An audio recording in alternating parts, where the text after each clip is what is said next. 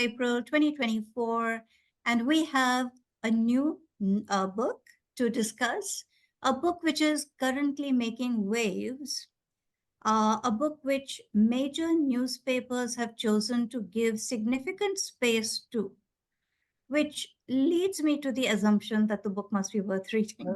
And therefore, we are discussing it today. We have Shanti Menon and Usha Passi, both based in the United States, who are going to tell us about the book. Now, just a word about the modus operandi of this book club.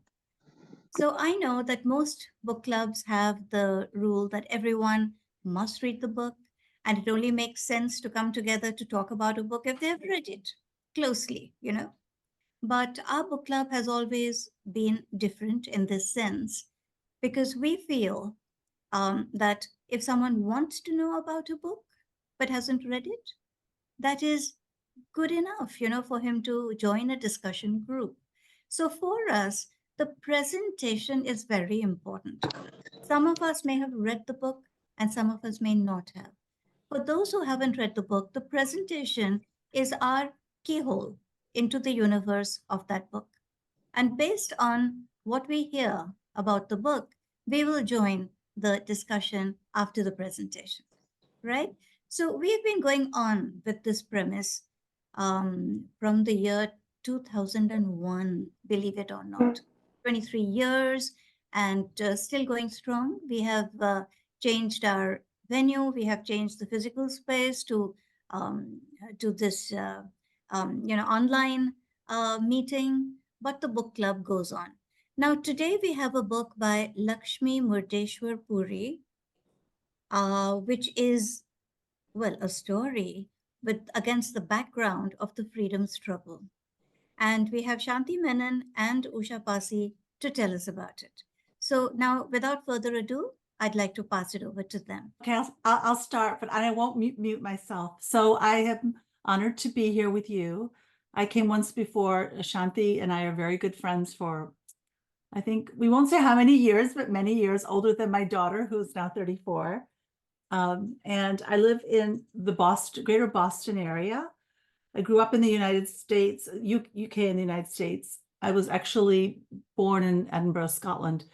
So this book, actually, I was interested in it because Shanti told me about it, and also because it starts in the early 20th century, which is the time at which my grandmother was growing up. Both of my grandmothers were growing up in India, and my father's mother was living in Punjab, and she had grown up in Amritsar, gotten married, had 2 children, and then went to medical school in the 1920s, I believe, on a Christian medical school, I think in Ludhiana. And then she had two more children after she went to medical school. And it's always been talked about in my family what a remarkable thing this was, that she was educated in this time. My family is also, on my mother's side, were refugees in partition. So I was curious to read this book about how women took agency or how they lived their lives against the backdrop of the freedom struggle, which I only know from my family as a family story. That's a little bit about me. Shanti? Yeah. I, full disclosure, I came to this book because Lakshmi is a very close friend. I've known her since school. We used to hang out a lot, hang out together a lot. We lost touch with each other for some years while, our lives took different trajectories and we were busy with careers and raising families, and we've gotten back together. And so I know her. I knew her parents, and so this is an interesting story for me. I live in the United States, like Usha. I live in Michigan, and I work very closely with an organization that we work with South Asian survivors of domestic abuse, and I have a background in gender studies, so I am very interested in the stories of women's lives and how these and how women's lives are shaped not only by other women, but also by men in their lives and the circumstances um, uh, in their lives, because I don't think women have complete agency to shape who they are and what they become. Um, I have a story that is similar and yet different from Usha's.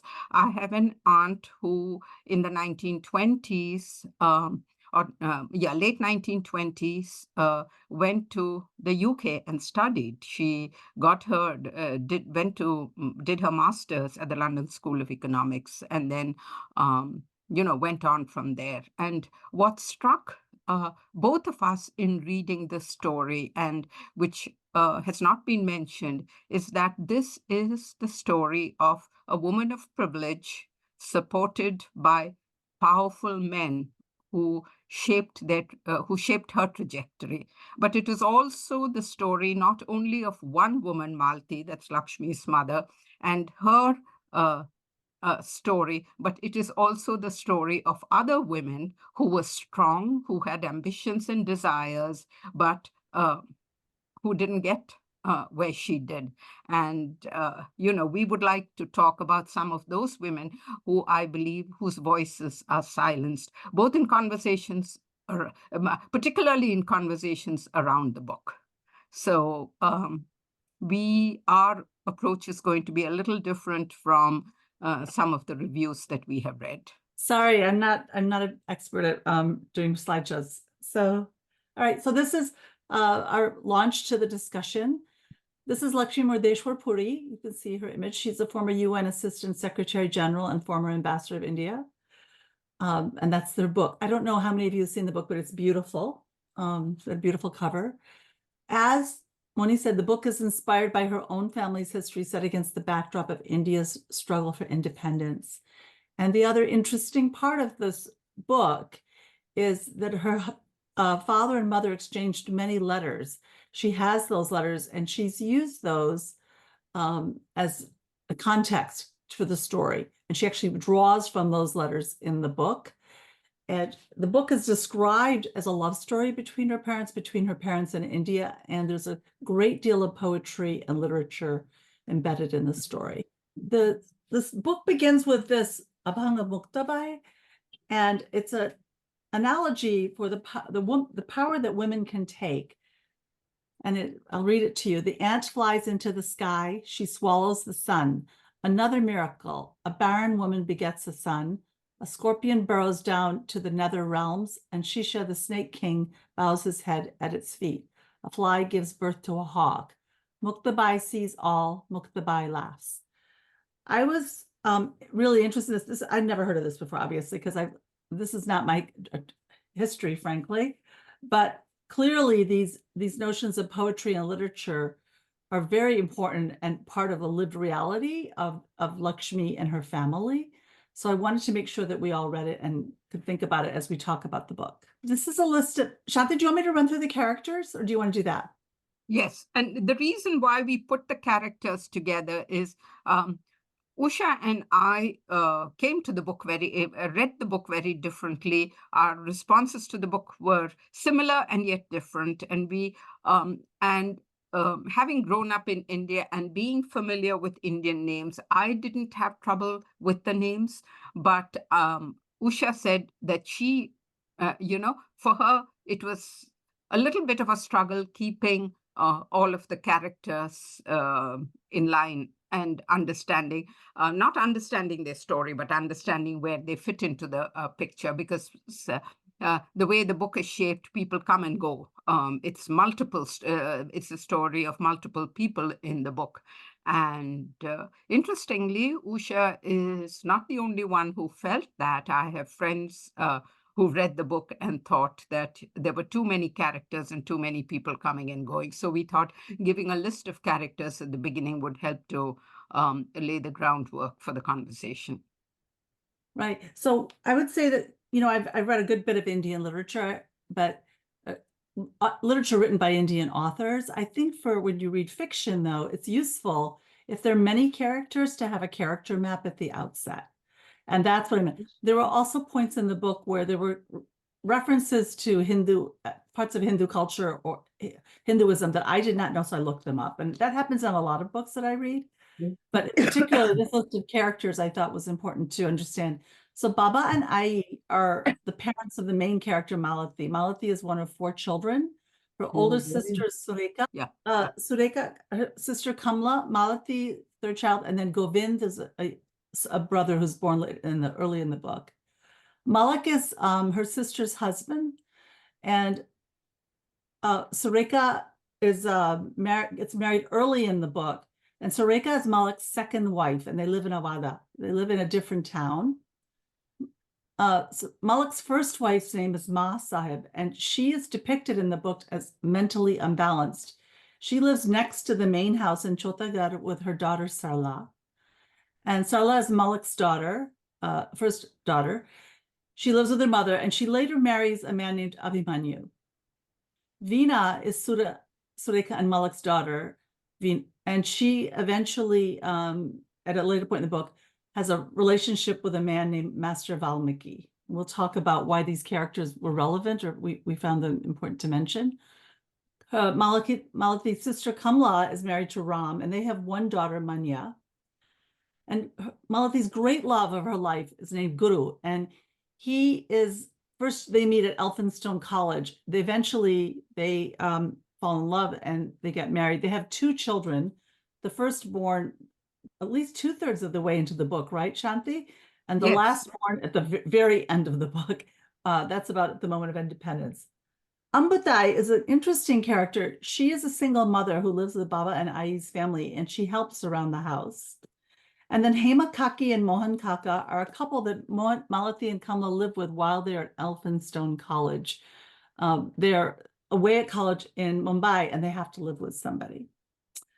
So Malathi's, the story is about her coming of age. It's sort of a Bildungsroman, and that defines the structure of the book. So the early part of the book is about Ratnagiri, a village where she lives with her family and her early childhood. And there are discussions in that section around her going to school, and her relationship with her father actually is a prominent backdrop for that section of the book. During that period, her sister gets married, and it's, I think, when they come back that their mother is dying, and she dies. She dies after giving birth to their brother.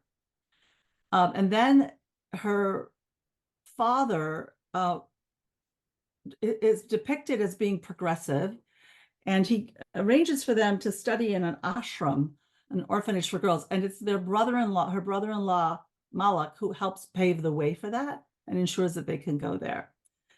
They spend several years in the ashram, and then they want to go to college. Again, her father said, you should go to college. And it's her brother-in-law who actually paves the way once again and helps them financially to go to college at Elphinstone College. And she has changed a lot during this period. When she's been living in an orphanage, and she's met a number of people who are quite different from her, children who are orphaned.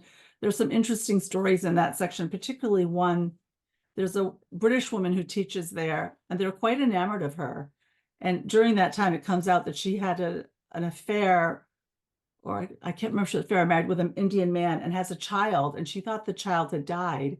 It turns out that child is in the orphanage and grows up in the orphanage. That becomes apparent, and the child is actually very upset about the fact that her mother is British and her father is Indian, and that she was abandoned. And she will not bond with her mother as a result, because she wants to be Indian and not half Indian and half English. There's a real point about that in the story.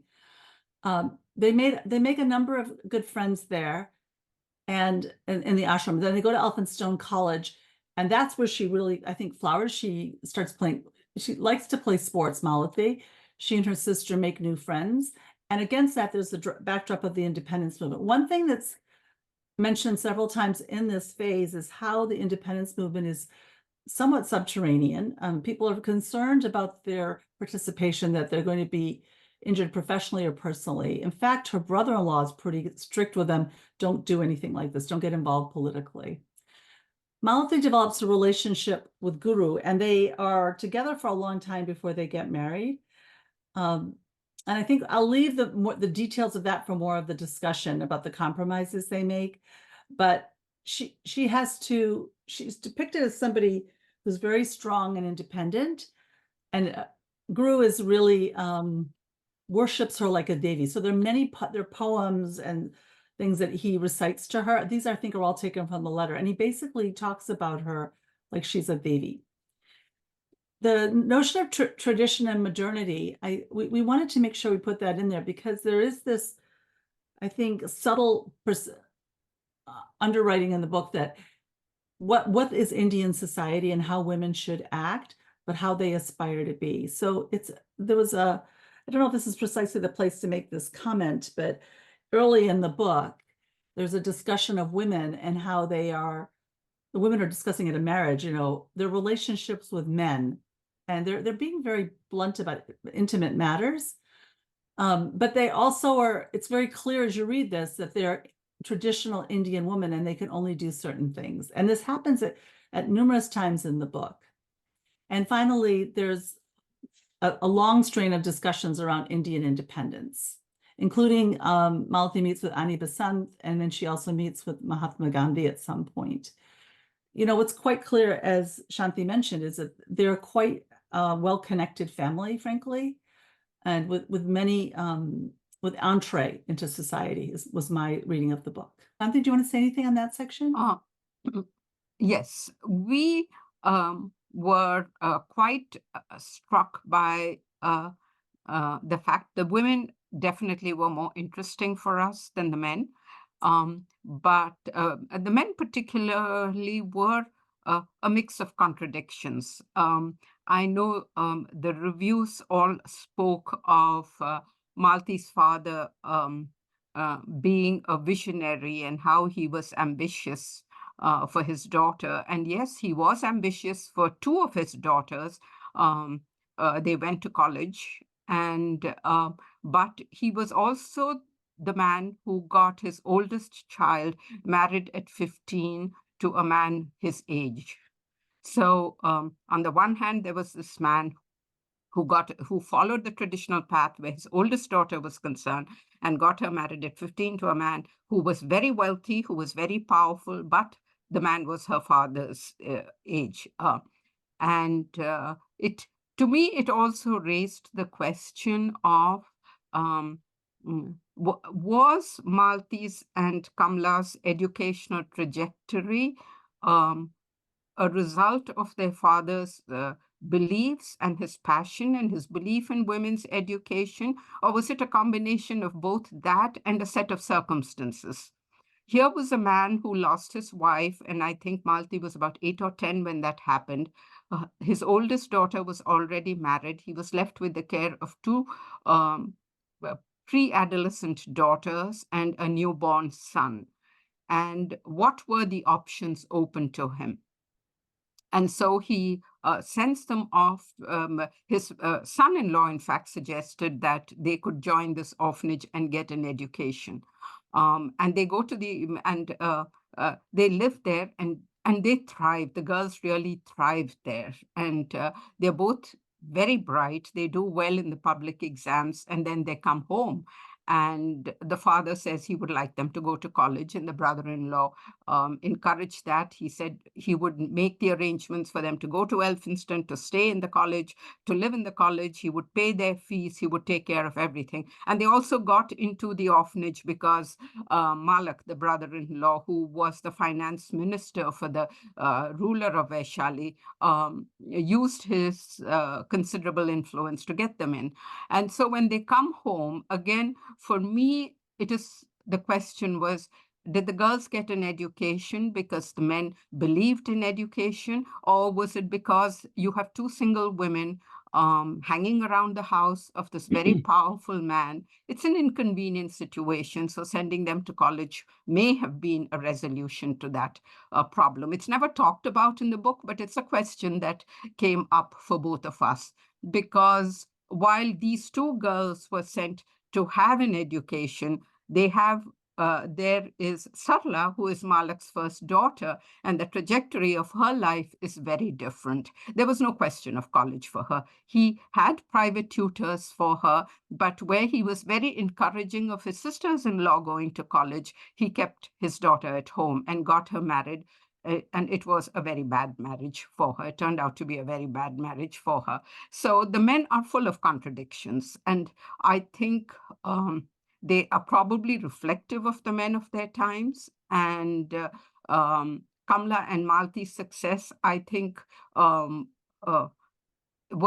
a matter of both the circumstances in their lives and the fact that they had the backing of powerful men. And what the question was, when looking at the stories of the other girls in the orphanage who also got an education, but did not have these privileges, what happened to them? If they had aspired to reach the sun, would that have been possible? And this is a larger question, which we have today when we look at the stories of women's lives.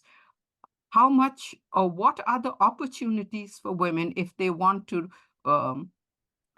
aspire to something without the support of people, of powerful people? Is that even possible? Or is it as easy for them as it is for men, or are women constrained by their circumstances?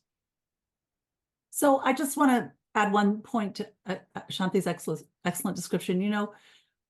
If there are three sisters, Sureka, Kamla, and Malati, and then the brother who was born later, it really struck me. And maybe it's because I live in this country, but I would argue not. Why would you give opportunity to two and not to the oldest child? Why would you not do that? I was really surprised. I mean, in my own family, my father's family, my aunt went to med school, and all the three brothers. There wasn't any difference between the children. They were all given that opportunity, if not pushed toward it. So it really stuck out for me. I guess the other thing was, and Shanti, do you mind if I go to the themes page about women and violence against women? Yeah. So in the story, I mentioned at the beginning that Sureka marries Malik, who's the finance minister, and she has a son, and then she has several other children. During the story of the book, what happens is, I was shocked to read this in the book. She actually is not well treated by her husband, and she eats poison and she kills herself, commits suicide. This is Malati's sister. And Sureka's stepdaughter is pushed into this marriage with Abhimanyu. She actually is interested in English poetry and has an English tutor. She has a relationship with a freedom fighter, but her father marries her off to this man, Abhimanyu, whom I believe is a drug addict. She goes hunting. She's actually quite connected to his father. And during this hunt, she's shot to death. So she's murdered or manslaughter, whatever, she's killed. And it's also Sureka's daughter, Veena, is abused by her husband. And it's a big point in the story that she's abused by her husband. She's in the hospital because she's been so severely abused. No, just a correction, Usha. She gets married. She doesn't like her husband, so she walks away from that marriage. But she's abused by Valmiki. Yeah. And she walks out of that marriage. And then what happens is that Malak, who was so supportive of Kamla and Malti getting an education, wants his daughter to go back to her family, to her in-laws. And he says, because it affects his reputation, what will people think? And so he does not, and so he pushes her. He's very abusive to the point where she runs away. And she comes to Malti, and Malti helps her out. But then she takes up with this man called Valmiki. She goes, she becomes an actress. And Valmiki is very abusive to the point where she lands up in hospital because he beats her up so badly. And so on the one hand, we have this story of two women who make it out, and three women who don't. One of them is married very young, and through the course of the story, she has a son and a daughter. And once Sureka's daughter Veena leaves the house, runs away from home, Malak treats Sureka very badly to the point where she commits suicide. And Sarla, who implication is that she was shot by her husband, but they cover it up because then again the reputation of the family is involved. And for me particularly, since I work in this area of violence, domestic violence, it struck me that this was a very powerful and telling narrative about the different trajectories of women's lives. And I think both Usha and I were struck by the fact that all of the reviews that we read about this book missed all of the nuances and complexities of the book. Everybody talked about it as a straight trajectory of Malti's story, a visionary father set against the backdrop of Indian independence.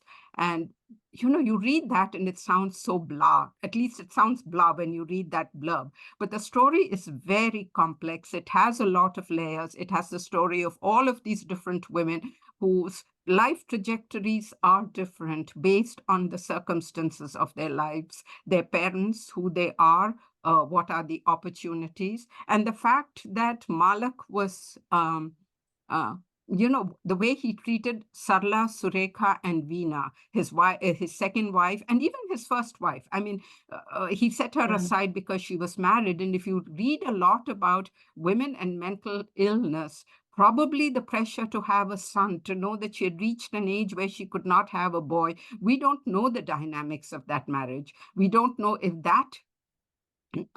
that created a stress where she became mentally unhinged. Women's lives are complex. And so given all of that, and then on the other hand, he supports Kamla and Malti. And to me, that smacked of a little bit of a support of convenience, because what else would you do with these two motherless girls? You don't want them hanging around your house. So, and the father was willing to support an education.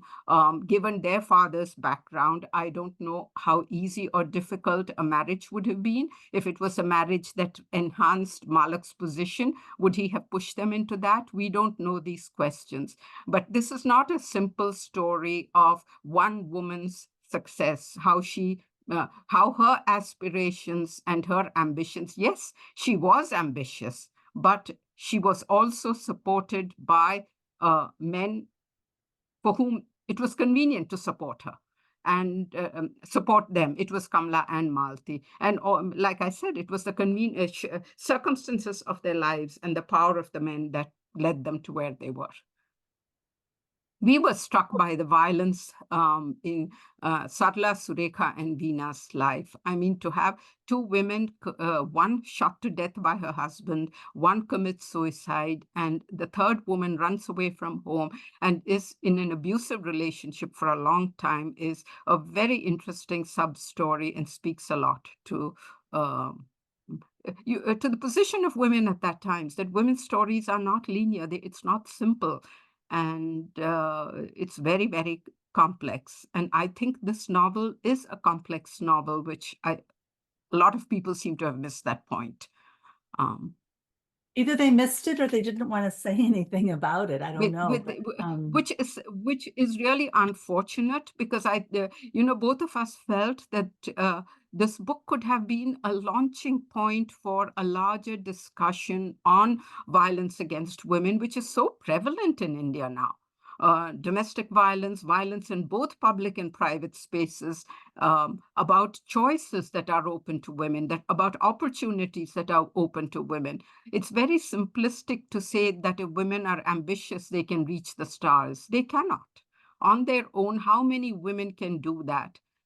If it would have been true if one of the girls in the orphanage had been able to go to Elphinstone College and move on. We don't know if they did that, because that is not, that's not part of the story. So, I mean, I guess I brought that up because it was so obvious. It happened all in one family. But there was also another incident, the family that Malati and Kamla stay with in Mumbai when they're in Elphinstone College, that woman is also abused. And it's described in the book. She wants to be a singer and her husband doesn't want that. And they don't describe the actual violence, but she's bruised and everything. And it's a little bit a surface treatment, and maybe it's just too painful to talk about it, but it was quite obvious to me. and it was contrasted certainly with Malati's strength and independence. I wouldn't say, and perhaps it came from her father. We don't know how much this was imbued in her by her mother, but she's the shining center of the story. There's no question. And the other characters, what happened in their lives, it's like it happens around the periphery. It could be highly realistic, but it does give you pause when you read it, frankly. Shanti, should we talk a little? We talked about the first 3 items here, right? Education, opportunity. Yeah. And then there is this ongoing strain about the waning British rule and freedom fighters. So there's the various points in the book where the students organize or other people organize, and there's a storyline that comes out through that. I mentioned that they meet Annie Besant and Mahatma Gandhi as she meets them. That's in the story as well. So there's a through line that sort of takes you through that. She does mention Veer Savarkar. I don't know if she mentioned Ambedkar. Did she? I don't remember if she meant, but she mentions Veer Savarkar a great deal in the book. And there's a discussion in the book around caste, particularly because Guru is a Brahmin and she is a Maratha. And there's a lot of discussion around is the relationship possible? And in fact, Guru's father is very upset when they get married, and that's discussed at some length in the book because it's an intercaste marriage. Did you want to say anything about that? And this is a question we would like to throw out to the audience, because one of the points that Usha raised is that at the beginning of the book, in the Ratnagiri years when Malti is growing up and her father insists on Kamla and she attending school, and they're the only 2 girls in the school. It's only the boys in the village who go to school. And Usha felt there was no talk about caste in the book. And my point was that the story is told from from Malti's perspective. And I don't know what it was like in Maharashtra, but I know in the South, villages were very caste-based. Where my mother grew up, in the village, there were different pockets in the village where the different castes lived. So it is very possible that Malti never interacted with people from a lower caste, and they just kept to themselves. I know in parts of in Tamil Nadu and Karnataka, for instance, they were separate villages. The lower caste, people lived in caste-based villages, and they were very distinct and separate and some distance from each other. So I don't know. I was wondering if that was the case here, which would, explain why there's no talk of caste in the first half of the book. And of course, in the orphanage, the question didn't arise because most of the girls were orphans and didn't know their background. Talking to the point of, again, addressing the point of women it was interesting that in the orphanage, there is this girl who is, I forget her name now, who is Malti and Kamla's friend. And it turns out later in the book that her mother is the English teacher, and she is the daughter of a relationship that this English woman had with an Indian. And the daughter is very, very angry about this whole thing that her mother turns out to be English because she wants to identify as Indian. And she wants, and then after they finish, they graduate from the school, the principal tells her, you have to go. And she says, I have nowhere to go. Can I stay here? And she says, no, you cannot, because we don't have place for you here.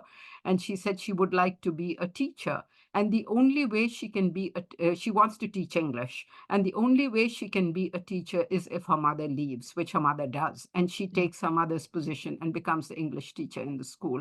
So it is like, the mother has to give up her daughter and leave. We don't know, the circumstances are not fleshed out. We don't know why it happens, but it's a story of women's sacrifice. She had an affair with that Indian man, and that I don't know but how then at the end, but Usha, she has to leave so that her daughter, and she makes a conscious decision to leave so that her daughter can have a life in the school, can become a teacher, an English teacher in the school, and make a life for herself. And it struck me that, women have to make these sacrifices that the men are not called upon to make. Men are the decision makers. When Malak comes with a proposal of marriage for Surekha, he says, "I am powerful, I am rich, I can give you a comfortable life." That is his selling point, and I will treat you well. And in the early parts of the book, there are constant references to the mother is worried. She says, "I hope you get husbands who will treat you well, who will not beat you, who will not spend, their money on alcohol." So that was the lived reality. And Surekha was, taken up with it. Of course, it's presented that her father was very progressive and allowed her to make a choice. But she was 15 years old. Her life was lived in Ratnagiri. What did she know about the world?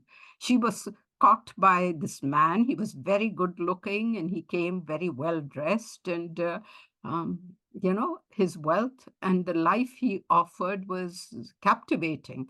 And at 15, and that's the story of girls. And so a decision that should have been an informed decision by her parents was left to her. Her father said, "What do you want?" And I was, it did not sit well. I did not see it as a progressive act. I thought it was, putting her in a position where she could not make an informed decision. So for me, personally speaking, I did not find the men as admirable as the grit and determination that the women showed, given, all of the constraints that they faced. Sarla, the woman who got married, Surekha's stepdaughter, who got married and was shot by her husband, started writing a book. And she was totally into that book of hers. She was not encouraged to continue with that. Her father never sought a publisher or did do anything with that. So again, you have this man who was so instrumental in Kamla and Malti getting an education, and who really suppressed his daughter in many ways, her dreams, her aspirations. And she could not reach out for the son because the circumstances of her life, her father's position, everything did not allow her to do that. No matter how much she wanted, and she rebelled in the small ways that she could and was constantly pulled back. So would you agree, Usha? I do. I think I absolutely agree with Shanti. It's a complex book. I'm glad I read it because Shanti encouraged me to do so. I want to read one passage, which is more about the perspective that you've read in the reviews. Now that you've heard some of the stories in the book that did not come out in the reviews. And I think let me read it and then make a comment. Malathi repeated what she had often, what happened here? Malathi repeated what she had often told herself as her aims, learning new subjects and ideas at levels of complexity that only men so far were privileged to access, meeting and interacting with men, Indian and British professors and classmates who had no kinship to them, having a vocation besides marriage and children, maybe to be recognized as Malathi or Kamla, not always as someone's wife, daughter, sister, or mother, and finally to strike a blow for winning the battle of the sexes. I think people read the book and they were so moved by passages like that, but somehow they didn't, the reviewers didn't see some of the other things that, as a reader, and I don't think it has anything to do with the fact that I live in the United States, that, when you see these other things happen, you're sort of curious about context. And that, I think to some degree, is the way life is. It is not unilateral, that everyone has the same opportunity. As things happen, and women certainly don't have choices throughout the world. They don't have agency. But it is an interesting thing to contemplate that contradiction, in my view. I wanted to make sure that I shared that. So do we want to go through these questions? I think we actually have touched on many of them. Yes. One of the interesting conversations that Usha and I have had, and we have been talking about our lives and the lives, both of us have daughters, is the compromises that women make. And women sometimes seem to make more compromises than men do. and even women who have careers, who make choices that will advance men's careers, and put theirs on a back burner, which Malti did. She dropped out of college and she took up a job so that Guru could complete his education in law school. And that brought up the question of, does this lead to regret later on? And Usha's point was that all women have regrets. And my thing was, my stance is that you can only have regrets if you have a choice. If your life is about choices that other people have made for you, then is there room for regret? And we didn't agree on that. So it would be, we would be interested in knowing what many of you feel about that. I mean, we have a large number of women in the audience, and do women have the space to have regrets? And there's a lot of conflict in Malti's life between tradition and modernity. In spite of the passage that Usha read out to you, there were compromises that she made to make her, to She advance left her law advance degree Guru's career, right? Yeah. She paid for him to go to school, and she went to work in Banaras. Then she had to leave her job because of the freedom fighters, and she had to protect herself. She left her job. But I just wanted to make sure that so we she does. presented the So she female. is, whether she if there was an element of choice, but she did make that choice to, to advance the career of the man in her life, and that is, and our question is, it's part a matter of socialization, where women are conditioned and socialized that this is the way it should be, and so their choices are determined by that. And for us, the larger question is, how much has changed for women? A lot has changed, but there's so much that still remains the same. And for me, the question was, are there lessons that can be taken away for the reader? Because the author writes for one reason, but the reader reads and takes something away. So what would the lessons be that the reader takes away? So shall we have a discussion? May I ask if that's okay, Moni? I started out by reading the reviews on the book, and I must say we were appalled. Because I think the reviews kind of simplified the book, and it was a rah, rah, rah. This is the story of one woman's, trajectory and how successful she was because she had a visionary father. And that is not the way we read the book. We read the book as being multi-layered, being complex, the story of multiple women's lives. And I think I was frankly quite upset that that there was no mention of the other female characters in the book. The men were praised. They were visionaries who helped these women succeed. They were not visionaries completely. They were men who were full of contradictions. They were complex men whose ambitions always came into conflict with whatever they may have wanted. And I think it was their ambition that played a role. Malti's father was in a difficult position. He lost his wife, and then his son-in-law offered him a large tract of land and said, you can develop this into a village. And he accepts that offer. I come from a very different social network and a social system, and I grew up in Delhi, and so in a very patriarchal society. So for a man to accept, and he was a very proud man, for a proud man like that to accept that favor from a son-in-law would have, it would have been it would have been very difficult for him. And what did that do? And we see little instances of that, like when he goes to drop his daughters off at the orphanage. He wants to pay the principal. He says, I don't want my daughters being charity students. And the principal says, this is an orphanage. We don't take money. And But he says, I'm still going to pay you. He wants to maintain his dignity. He wants to maintain his dignity. So there's this constant push and pull within himself of where he is in a position where he has to take these favors from his son-in-law, but he's also a proud man. And so there's that one, there is this instance where after Sarla is shot by her husband and Malti is upset, and she feels that her brother-in-law is a powerful man and he can do something about it. And her father tells her not to rock the boat. He Yes. said, you have to understand his position. He's a man of considerable influence. He's a well-known public figure. We cannot have this kind of scandal. And so, just let it go kind of thing. So, to just paint him as a visionary, I think does not do him justice. He's a very complicated man, as are all the characters in the book. And so for us, it was a fascinating read. If I had just read the reviews, I probably would not have picked it up if I did not know Lakshmi. But I think it was worth, both Usha and I agreed that it was worth reading because there were so many layers to it.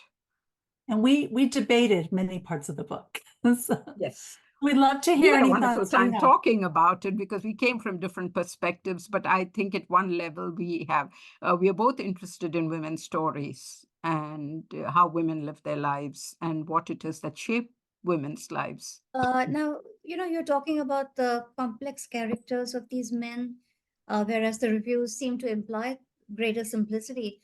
Did you feel that the characters were better drawn than the reviews seem to have realized? Would you like to make a case for the complex characterization, which would be a very positive thing to say? Or do you want to say that there is an anomaly in this? These contradictions are an anomaly. Like how can this person be this and its opposite? Which of these would you go for? I don't think it's an anomaly. I think it is a reality. And I extrapolated that from the book. That is not, she does not say that in the book. But the very fact that when you look at, if you understand the social setting of India at that time, here was this Malak who was powerful. He had two sisters-in-law, and it is remarkable that he took on the responsibility of his father-in-law and his sisters-in-law. He could very easily have married Surekha and said, that's it, I'm not going to have anything to do with your family. And he did not do that. He took care of them. Actually, but he did take care of them. And socially, I don't know, but I don't, in a North Indian context, he would have said, go take a hike. But I don't know what the situation was like in Maharashtra, whether the patriarchy operated in the same way. But to me, it was remarkable that he took the responsibility for these. But once they left that orphanage, for him to have two unmarried women hanging around his house, what could he have done with them except they wanted to go to college? Okay, so let them go to college. Well, actually, in the beginning of the book, after Ai dies, Malati's mother, they have this Ambutai, this woman who takes care of them, who works in the house. She wants to go with them to the next, they're moving. And Baba says, you can't come with me. What would people say? I mean, so they're very conscious of the perception. I think Baba would have taken her, except she says, I cannot come unless you marry me. She wanted to be married to him. She wanted to marry him, and he wouldn't marry her. And she says, you are such a progressive man. You believe in widow remarriage, but you are not willing to marry me. And he says, I'm still devoted to my wife who has died, and I cannot imagine another woman in my life. So she abandons her son and she disappears. And then, we're told she resurfaces later. Can I interrupt there, Moini? Yes.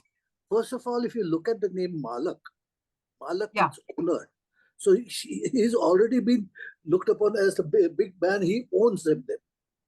Yes. Malak, and this comes from the Bombay, that means south of Bombay, etc. area, the people. And I've seen it happening around. So when I see this, it looks like he has kept the two women. Yes, I immediately felt, has he kept, the word kept is, I don't know the story, I haven't read it, but a name like Malak worries me constantly, completely. Yeah, but that's not I think he implied. was called Malak in the community also because, everybody referred to him as Malak. Big Yes. man. But Malak, big man, that is what it was. no, Because Malak he was a doesn't mean, finance minister to the king.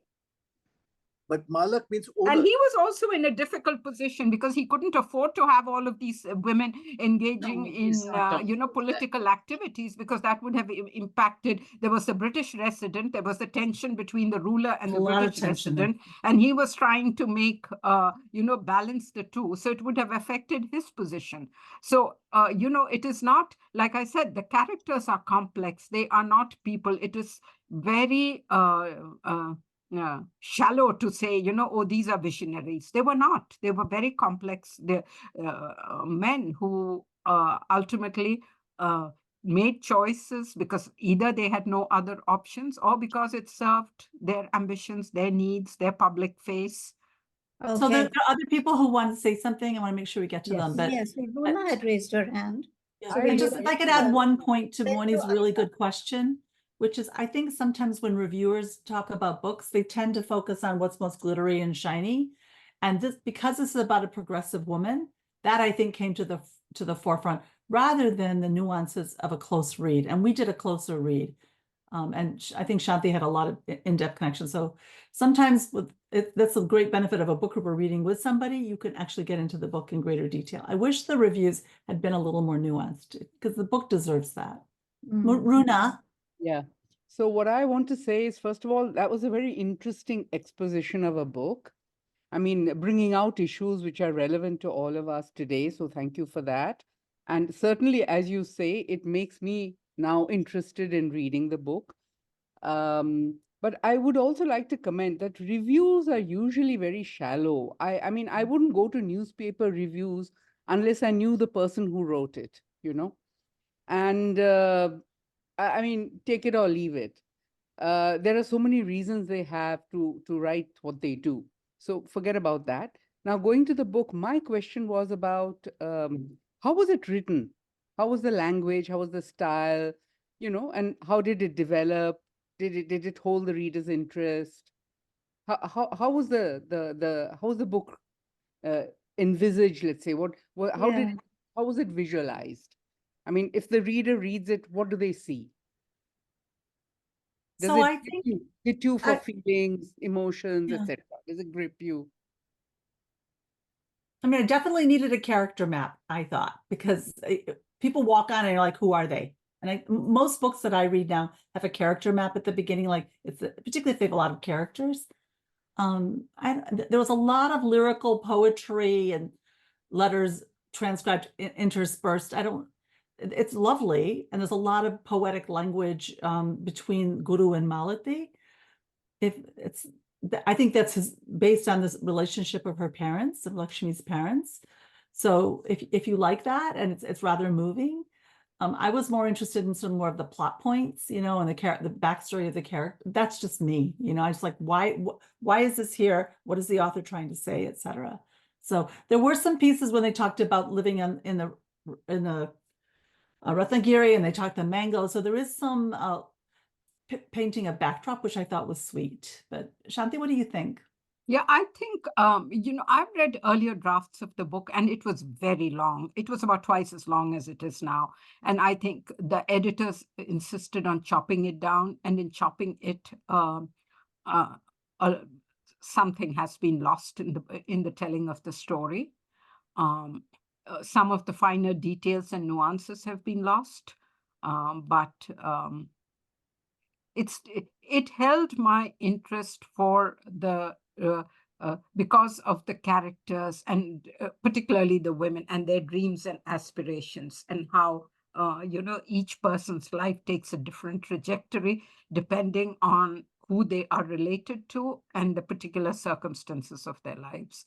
And then Malti and Kamla also make choices, and then that brought us also to the question of all of us as women have had to make choices, and do we regret it, or do we just say this is the card that fate played me and move on? Do we, there wasn't a whole lot of introspection. Both of us felt that that the book would have benefited from a narrator. an external narrator, and the original story did have a sutradhar, which the editors made her take out. So, So currently Alka it's has a been very third person. patient. I make sure I call on her. Yes. Is it a third person omniscient narration? Yes. It is. Yes. Would you Okay. call it Usha? Yeah. Okay. Third person omniscient, I guess, right? Yeah. No Yeah, narrator but there's- evident. Yes. Yeah. Okay. Yeah. Good. Yes.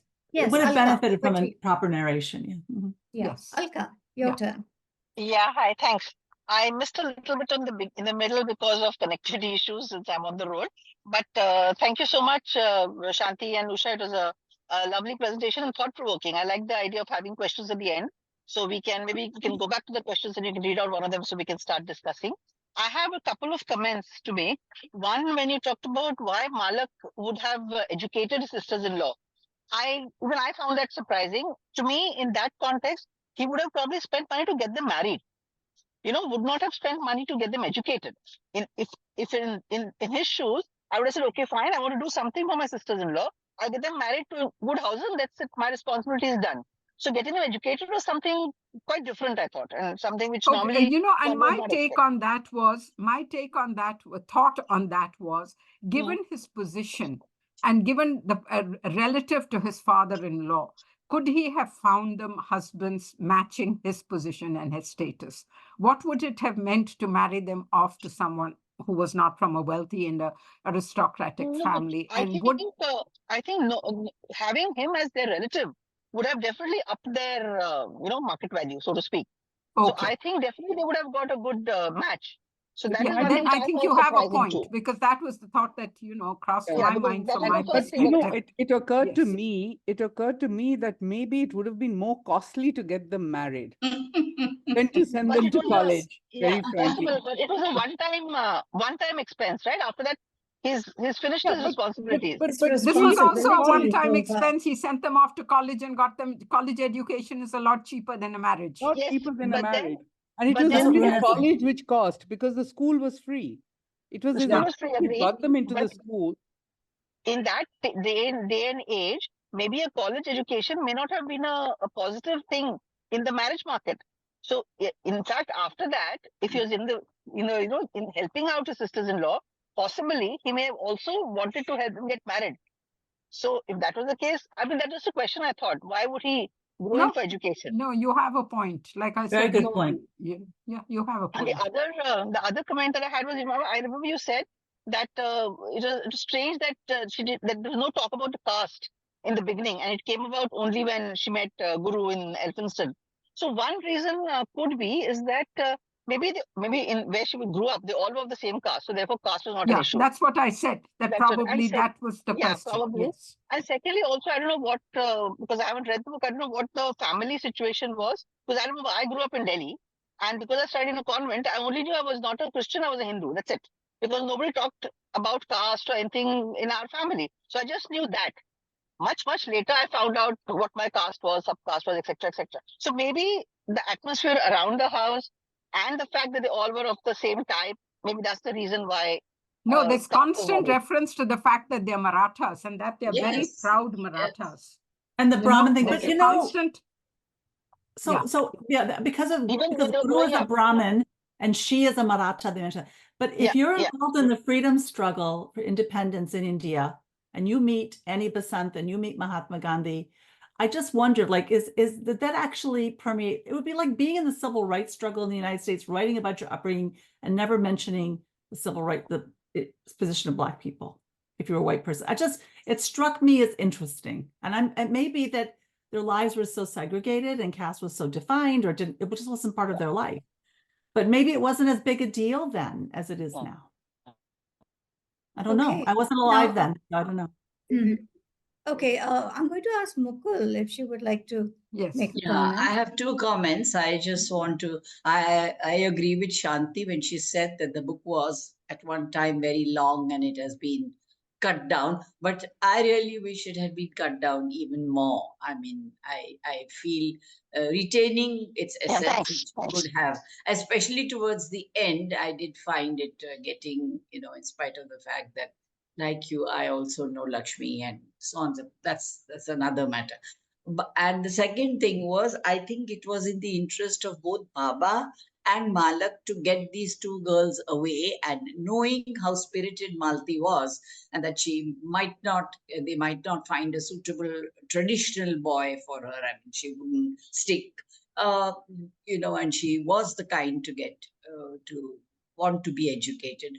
He sent her to Elphinstone College. So I think it was convenient for both of them, both Baba and Malik. So I think there it was all right. And the character of Guru, I thought Guru was really very complex and very moody, very emotional, up and down, and his mood swings. So that also becomes a very, important part to my mind in the story. And what really saddened me was the fact that Malti had to leave her job and eventually just that was the saddest part of, but we are looking at it now, and there are also so many women who do this, who Yes. either juggle Yes. or may leave at some point.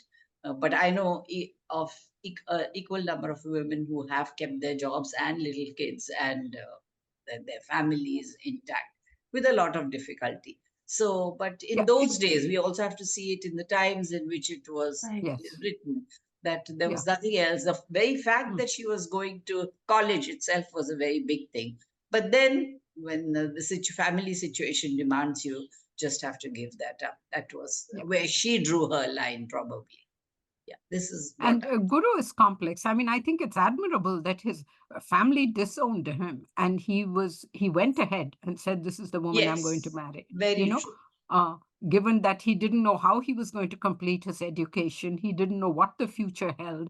They worked it out. But at the time when he broke away, when he rebelled against his family, he didn't know that. So he was the person who really, I think, took a stand at that, at an important point in his life. And didn't make a compromise or take the easy way out or say, what does this mean to me, out of self-interest. Yes, and I think knowing that Malti resigned from BHU to join him and go along with him everywhere into backward places like Kopargaon and stuff like that. Yeah. Right. Okay. Just one question. What's the connection between the title and the storyline? She's taken the title from an old abhang of the Maharashtrian son poetess called Muktabai. What's the connection between the title and the story? Yeah, the connection is that if women can aspire to reach the sun. Yes. And that if they are ambitious, and they are, at least that's the way I understand it, that if they're ambitious and they are driven, they can aspire to reach the sun. And I think that can be a little bit of an idealistic view, because I don't think it's as simple as that. Yes, they can, given that the circumstances are like. I think it's not every woman can, but some do, and some they do do. because Yes, of support and even then, yeah. So in this novel, does Malti, I mean, is she presented as someone who not only reaches the sun but even swallows it? Is that how she's presented? She overcomes all odds at a time in her life, but marrying a Brahmin, and that's about where she defies everything. But otherwise, it's been smooth sailing. But there's a lot. There's an education. There's a college education. There's working. I mean, how many women worked in those days? Gosh, that was very, very bold. Yes, and in the context of the times, what she achieved was remarkable. It was truly remarkable. She was ambitious. She wanted an education. She wanted to go to college. That's why Shanti, neither of the men could stop and get her married, because she was rebellious that way. She wanted to do this. She was so they knew that it would be a disastrous marriage. Yeah, she was a strong character. Yes. Formidable, I would say. Okay. Yes. Sunita, let's hear you now. I just want to add to what Runa said, that thank you, Shanti and Usha. I think you've made this, I want to read this book now. You just made it so interesting for us. But what is still playing in my mind, and I have a feeling it's going to stay with me for a long time, is your slide on the themes and the question that you spoke about, Shanti, which says, do women have that choice to, or the space to have regrets? And that's, I think everybody does, don't they? Why do you feel that? I'd like to hear from you why you feel that they wouldn't have regrets. So they this is something we debated at great that's length. where Usha and I disagreed, because I said you can have regrets when you make a choice. And I disagree with that. When you have a choice and you make a choice, then you can say, I wish I had chosen differently. But Yes, if somebody else wish is the word that comes. decides your marriage, what regret can you have? I wish I'd been born into, I wish my parents had decided differently, but that's not your, it's not a regret that comes from a decision that you made. Then you're more or less saying, I wish my life had turned out differently. But when you make a choice, like you make a choice to, give up a job and move location to another town, for instance, or you decide to give up a job to stay home to raise children, those are choices you make. And then, at a particular point in time, you may think that that is the only solution. You can look back and say, I could have worked things out differently. Then you can have regrets. But if you've never held a job and you say, I wish my life had turned out differently, then it's longing, it's not regret. Usha doesn't agree with me, so let's hear what she has to say. I have a very different perspective on this. I think that whether you have a choice or not, you can regret that you didn't have the opportunity. And I've certainly seen that with people in this country who did not have the opportunity to go to school, college. I've talked to people of color or young people who don't have money, whatever. And they wish they could have done that. I talked to older people who said, I wish I could have gone. I wasn't able to go. Even my own mother could have gone to England to study nursing, and she was a refugee from Pakistan. It was a very difficult time in the family, and my grandmother did not want to send her to England to study at that point. And I think my mother regretted it, but it's not that she had the choice. It's just that she looked back and thought, well, how would my life have been different? I've met many people, men and women, who've looked back and said, how would my life have been different? It's not about the choice. It's about the lack of opportunity, and sometimes it's beyond your control. You don't have the choice, because you have other responsibilities that come first. We've all met people who had to take on responsibilities for their family, responsibilities for their children, and they don't have the choice. Later on, they say, I wish I could. And I do think that's a real form of regret. It's not saying I would have done it differently, but they look back and said, what if, and I think that's human, frankly. Yes, indeed. Yes. So I wonder if Kaveri has something to say. Actually, I was interested in finding out about the title, which is already been asked. The other thing I have often found is that when women accomplish something significant, particularly in the earlier generations, it's because they had men who were emancipated. It was in particularly earlier generations. It was men who had a very liberal perspective, who were so secure in their own identity and in wanting to ensure that their wives and their daughters were able to accomplish their potential. They were the ones who actually enabled women to achieve significant strides outside their home. One small thing came to me when I was hearing this story, which was about Ammu Swaminathan, who was a member of parliament and the mother of Mrinalini Sarabhai and Lakshmi Sehgal. And she was married when she was very young to a man 20 years older than her. But he was the one who changed her whole life. He educated her. He gave her, enabled her to discover her potential, encouraged her to have a professional life. So that was something which struck me so strongly when I was hearing this thing about the difference in age of the main protagonist and her husband, or one of the women. Yeah, but in this case, Malak didn't do that. He didn't educate his daughters. So, he had a different set of rules for his daughters and a different set of rules. Yes. And so our point is that a lot of times women's lives are shaped by the circumstances. Oh, yes. And in the generation that this book deals with, that's what I had found, that that was my experience in our family as well. That was enlightened men who made a difference. And my point is, he was not an enlightened man. Right. I think it was a matter of expediency rather than enlightenment. Right. Because an enlightened man would have educated all his daughters. Correct. So my point was that women's agency in those generations was often derived from the support of the men in their lives in those generations. The agency. I think that's true. I think that is true for a lot of women. What happens in families where resources are limited? Right. You can have a very bright daughter, but families may choose to educate the son. I have seen that happen. Right.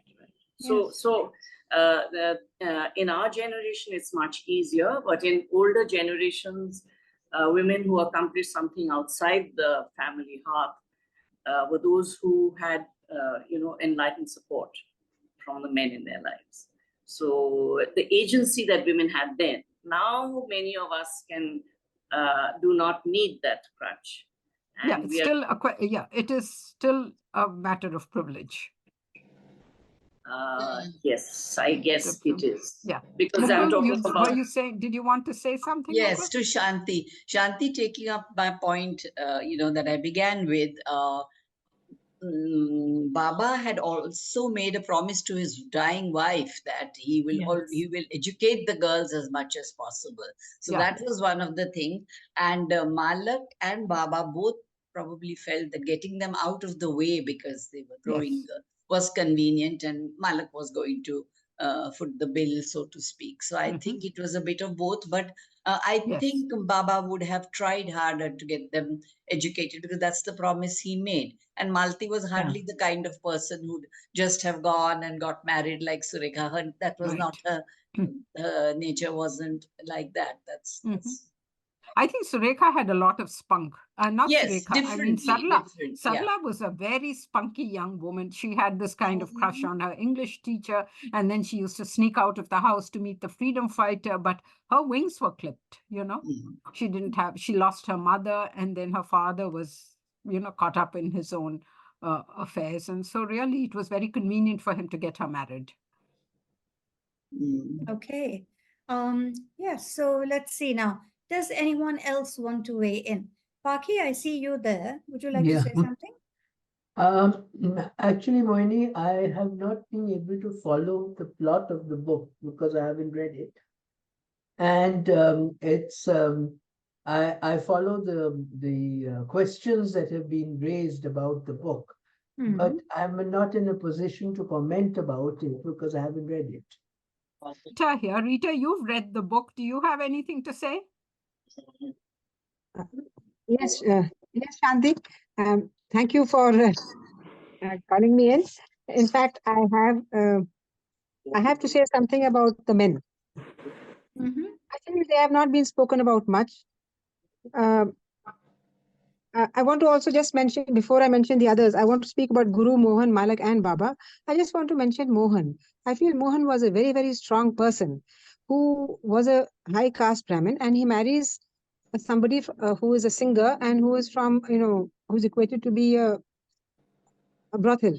She is the daughter of a prostitute, and he marries her, and they have a very good relationship. Yes, there was that issue about that he's doing, he's subjecting her to abuse, but she was totally with him in the freedom struggle, and it was known only at the end that she knew all about it. So what that anyway, I just want to mention that I found he was a very strong character, and as I think Kaveri said that It is the men who were enabling. They were very enabling. And then there was Guru, who gives up his, who goes against his parents' wishes. I mean, he was from a high caste Brahmin family. Father was a very eminent lawyer, and he goes against that. And that is what Malti says, that if he can give up something for me. So Malti never really, compromised. She was a very strong woman. So she said, if he can give up for me, so I must give up for him. And whatever may be the case, but always when a decision is made, one expects that the man is going to be the protector and the provider, etc. So I feel nothing. I see that I don't see any imbalance in Malti giving up her position, because Guru had made a very big sacrifice for her. Well, he did worship her, and then he was very loyal about it. As far as Malik is concerned, the father Baba could not have afforded the kind of education that he ensured for his daughter. He had a tutor for her. She had tutors for every subject or whatever, and she got involved with the English teacher. That is just not part of the story. Then there was.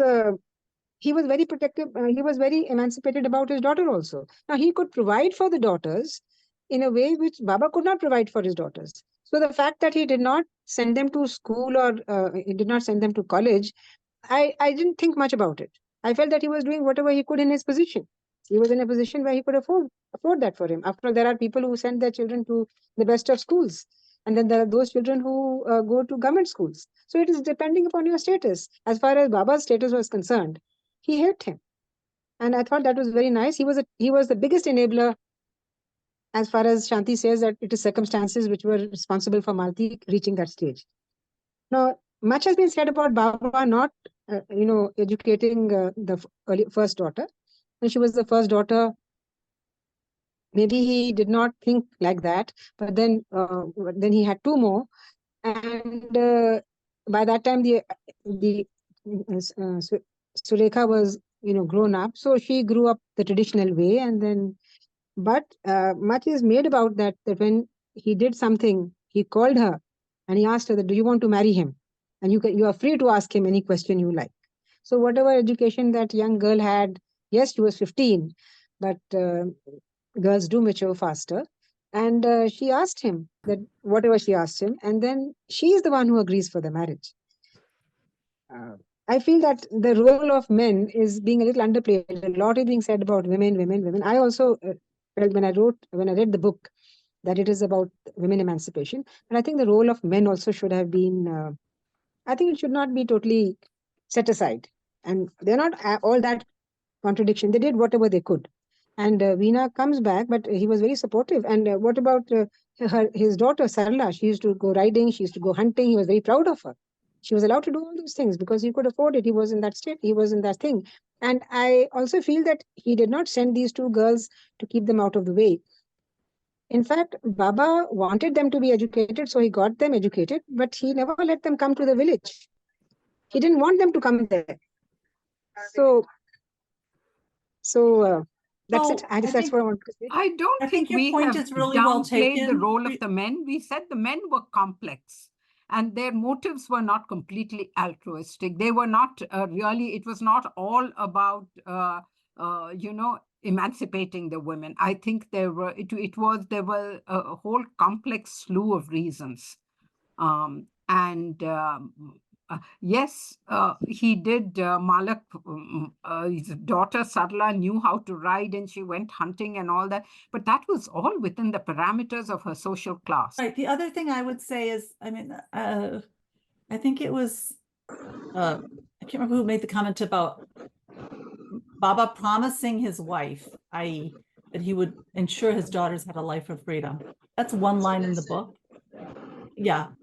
So just reading it, why did IE want the two daughters to have a life of freedom, the remaining daughters, and not the first one? I mean, so as in looking at the book, I was like, there's an image into a mother and a mother wanting something very important for her daughters. So I actually think mothers play a very important role in all societies. Men may hold a lot of power, but mothers are very influential. And I sort of wish that that had been played out more, Because I'm sure it was an operative factor. So, Okay. Well, thank you. Thank you. I think it's time to wind up now. Shanti and Usha, I would like to thank you for making this presentation and making it so interesting, for giving us an already critical analysis, which we critiqued further, of course. But thank you very much for your excellent, your sharp, close reading and your presentation of that close reading in a very critical way. Excellent, absolutely excellent. You get 10 on 10 from me. Okay. And Thank you. those of you, I mean, Mukul, I'm so glad that you're here and that you have read the book and you're even aware of it at the pre-publication stage and all that. I hadn't expected that. Sorry, you're talking about me? Yes, I'm Yes. talking about you. Lakshmi I'm so is my glad. husband's coursemate in the foreign service. I see. Okay. I know Well, her. wonderful. Wonderful. My parents also knew Lakshmi's parents. So that makes a lot of us, who sort of know her or the family. And her husband, Hardeep Puri, the Okay. minister. Yes, yes. All right. So excellent. I'm glad. Initially, we had hoped that Lakshmi would come to the program. And in principle, she had agreed. She had said she would like to come. But I guess she's a busy person. It didn't work out, whatever. So this was excellent anyway. Thank you, everyone. Thank you for those who weighed in.